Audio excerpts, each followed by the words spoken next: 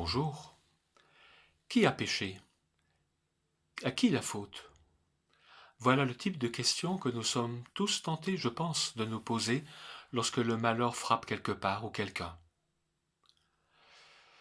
Nous aimerions trouver une explication, nous cherchons parfois même un coupable. En réalité, Jésus ne va pas donner de réponse à la question de ses disciples qui se demandent qui, de lui ou de ses parents, fait que cet homme est né aveugle.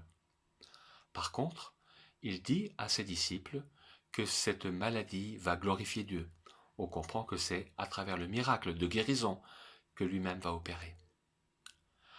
L'ensemble de la Bible nous dit bien que la présence du mal et de la maladie, de la mort dans le monde est la conséquence du péché. Mais elle nous interdit formellement de lier à tout coup ce qui arrive à quelqu'un à un péché qu'il aurait commis. Le livre de Job est bien là pour nous dire qu'on peut être juste devant Dieu et pourtant souffrir.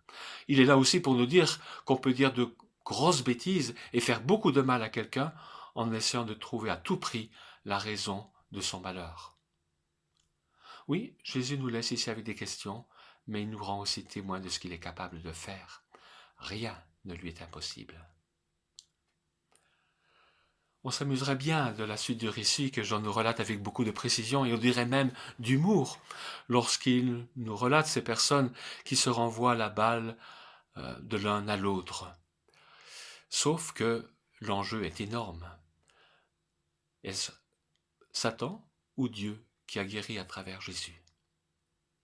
Il faut dire que Jésus ne leur a pas facilité la tâche, car une fois encore, il a opéré ce miracle un jour de sabbat. Et il a même fait, si on y prête attention, des choses qui ne se font pas le jour du sabbat. C'était interdit dans la loi juive en tout cas.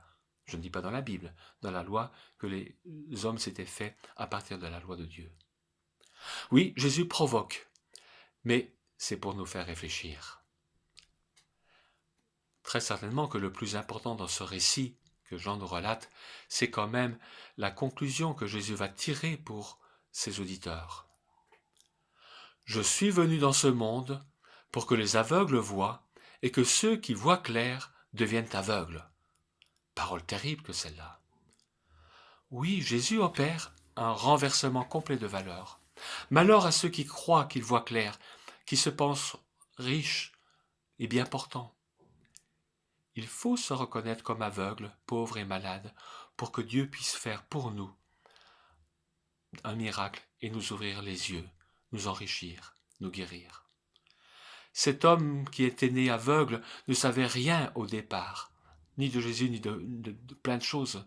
Mais il se retrouve maintenant à genoux devant Jésus en lui disant « Seigneur, je crois ». Il a été guéri 2 fois, physiquement et spirituellement. Quel bonheur!